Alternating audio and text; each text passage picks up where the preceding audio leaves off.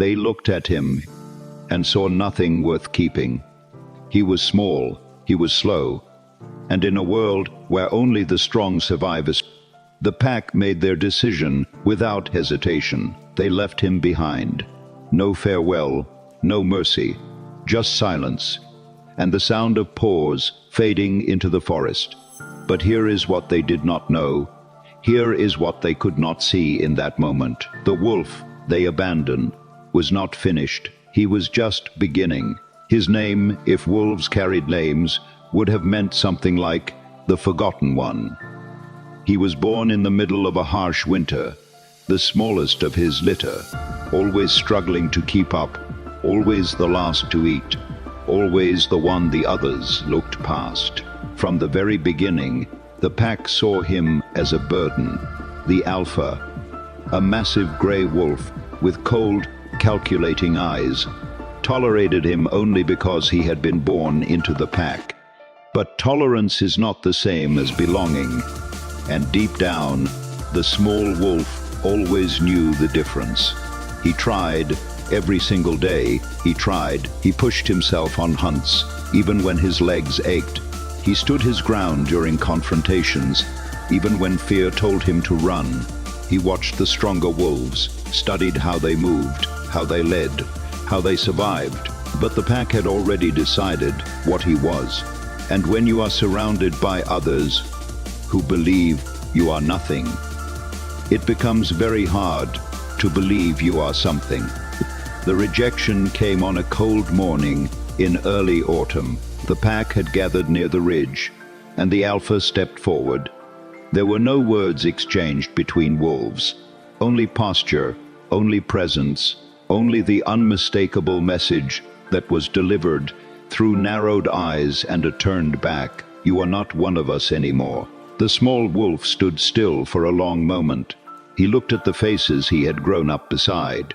The wolves who had eaten beside him, slept near him, run through the same forests, under the same moon. Not one of them stepped forward, not one, and so he walked away alone into a world that had no obligation to be kind to him.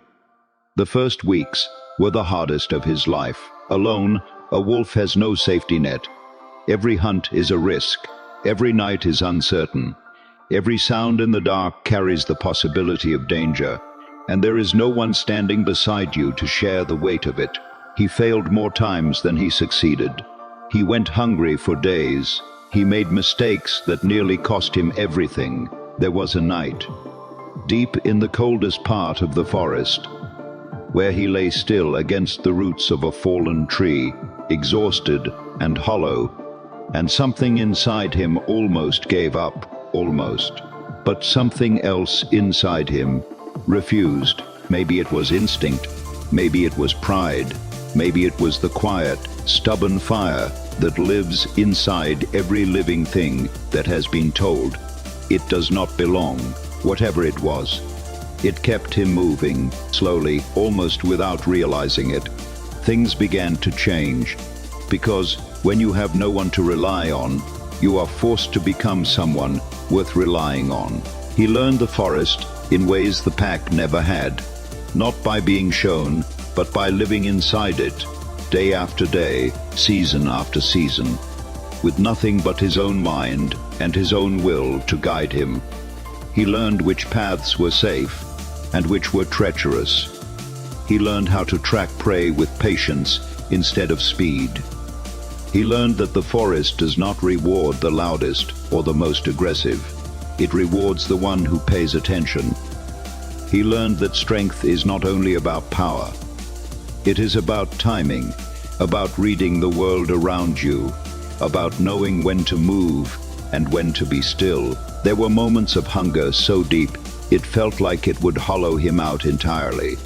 There were storms that pushed him to the very edge of what he could endure. There were nights when the loneliness was its own kind of cold. A cold that had nothing to do with the temperature, but he endured every single one of them. And each time he endured something that should have broken him, he came out the other side a little less breakable. He grew leaner, then stronger.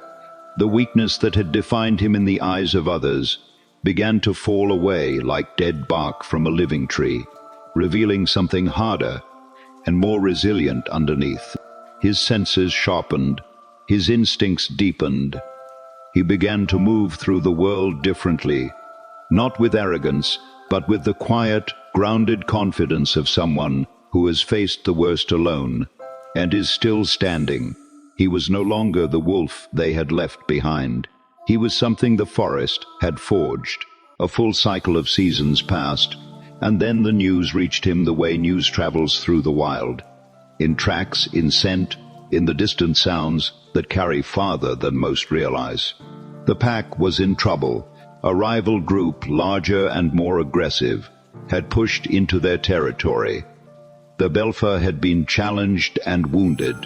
The pack was secured, confused, without direction.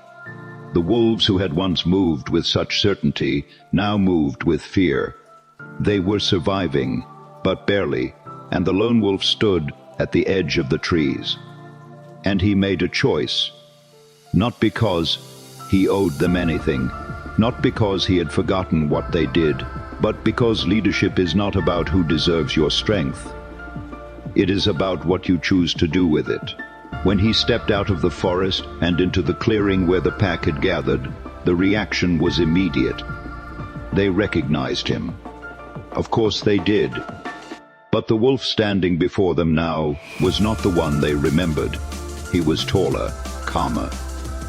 His presence filled the space around him in a way that had nothing to do with size and everything to do with what he had been through. His eyes held something steady and deep, something earned, something real, and none of them could look away from it. The Alpha, wounded, diminished, met his gaze, and this time it was the Alpha who looked away first. He did not demand anything. He did not perform. He simply moved to the front of the group, surveyed the threat, and began to lead. He knew the land.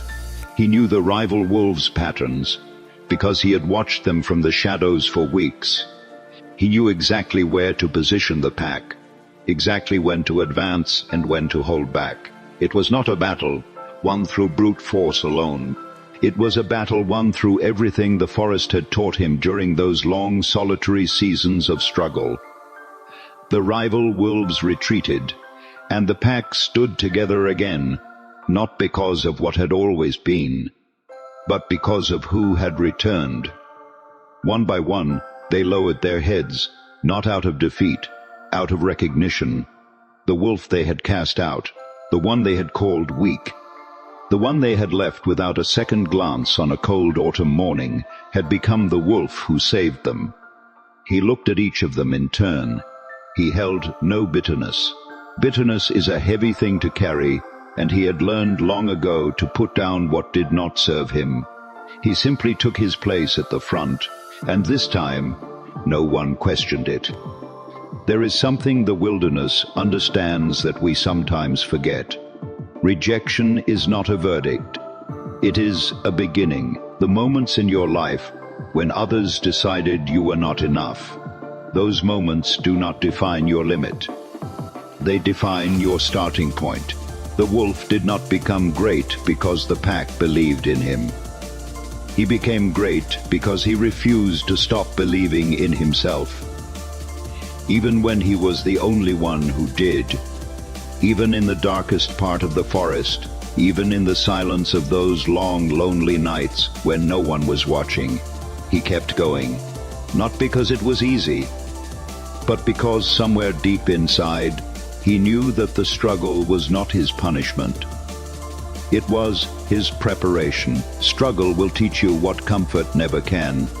Hardship will build in you what ease never will. And the respect that comes from surviving what should have broken you, that kind of respect cannot be given. It can only be earned. So if you have ever been left behind, if you have ever been told you are too slow, too small, too weak, too much, or not enough, remember the wolf. Because the ones who cast you out may one day look to you for guidance. And when that moment comes, the only question that will matter is not whether you survived their rejection. It is what you became because of it.